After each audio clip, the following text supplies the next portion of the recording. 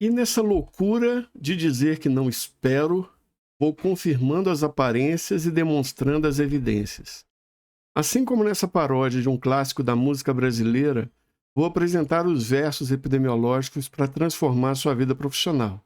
Esta é a primeira estrofe. Sou Anderson Oliveira, epidemiologista e professor. Na conclusão de cursos de graduação ou pós-graduação, os alunos enfrentam o seguinte dilema: que tipo de trabalho fazer? Essa é uma dificuldade que é somada à falta de experiência profissional, associada às demais disciplinas, trabalhos e outros compromissos acadêmicos, profissionais e particulares. E nesse cenário, muitos alunos e orientadores acabam optando por uma via, em teoria, mais fácil, que é fazer uma revisão, que muitas vezes acaba sendo uma revisão narrativa ou integrativa, mais rigorosa, e acha que se trata do método de revisão sistemática. No entanto, como o tempo é curto e a experiência é limitada, os alunos acabam desperdiçando energia com um trabalho que não lhe renderá vantagens na vida profissional, nas habilidades, e até mesmo pode não ser útil para se inscrever num congresso ou escrever para um artigo para uma revista. Então, a gente tem vários modelos de revisão e vários modelos de estudo. O objetivo nesse tutorial é demonstrar algumas regras básicas para que você tome essa decisão. Pensando nisso, eu elaborei este conjunto de tutoriais para auxiliar os alunos nessa decisão, sem excluir a possibilidade de fazer uma revisão, pois é uma decisão pessoal, mas de modo consciente e compreendendo as demais opções, que, ao meu ver, são muito mais adequadas aos alunos, dada a compreensão de que o aluno precisa se concentrar no método, ele precisa aprender a metodologia para que ele possa usar, independente da área que ele vá atuar posteriormente. Então, hoje vamos escrever sobre o quê? A primeira etapa para a elaboração de um trabalho é definir o objeto do trabalho. Nada mais é do que o tema ou o que você deseja provar ou desenvolver.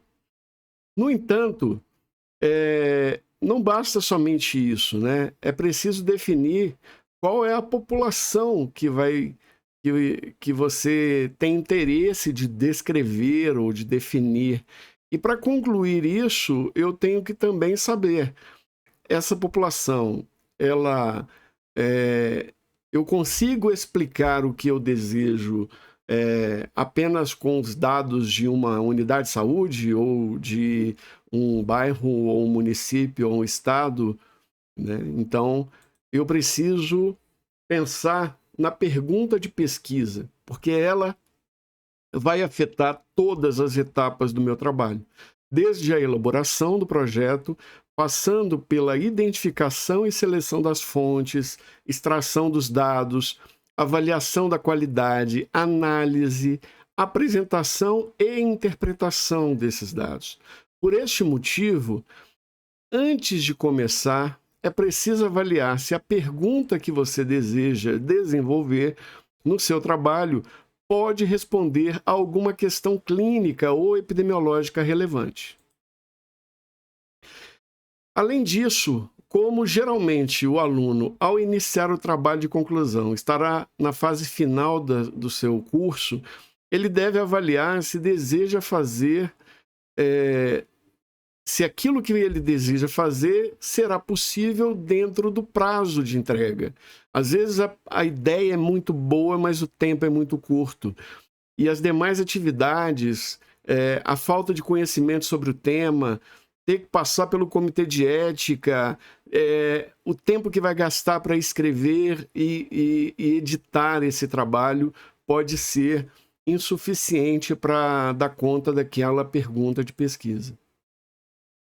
Além disso, também temos que pensar se para responder aquela pergunta há dados disponíveis, acessíveis, e esses devem ser os principais focos do aluno de graduação ou de um curso, pois isso vai permitir o exercício do método científico e também da sua capacidade de síntese, permitindo que você consiga entender como organizar o pensamento e colocar essas ideias num trabalho e publicar numa revista ou participar de um congresso apresentando, por exemplo, se é um médico, o perfil clínico dos seus pacientes, se é um enfermeiro, se é um fisioterapeuta, ou seja, independente da área, se é da atenção primária, da média ou alta complexidade. Então é importante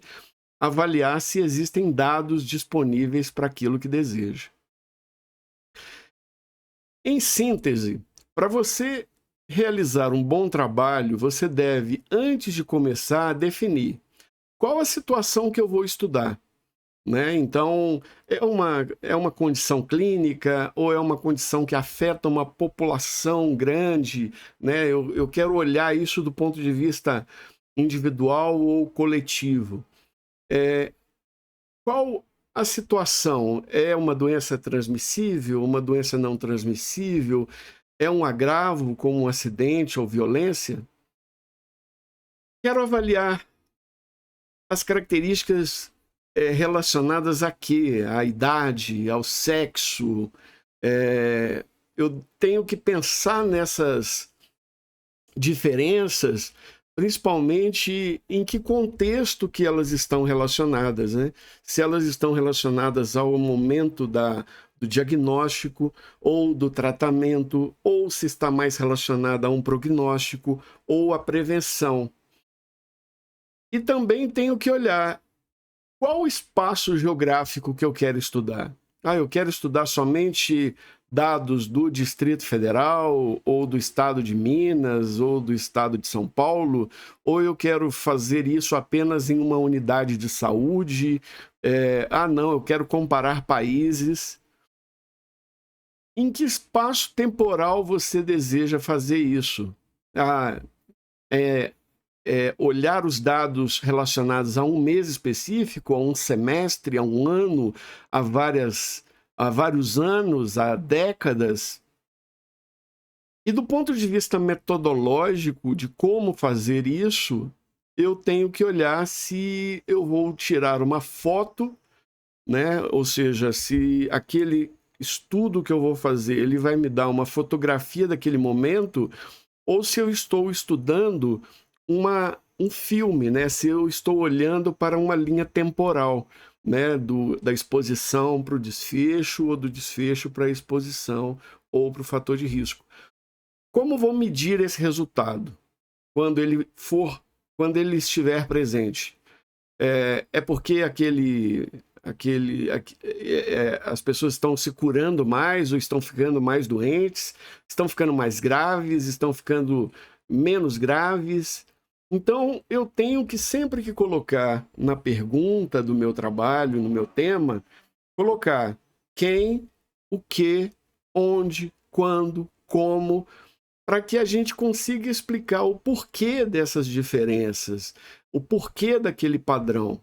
Então, é muito importante e nós vamos terminar essa primeira estrofe da nossa melodia. Te encontro no próximo vídeo.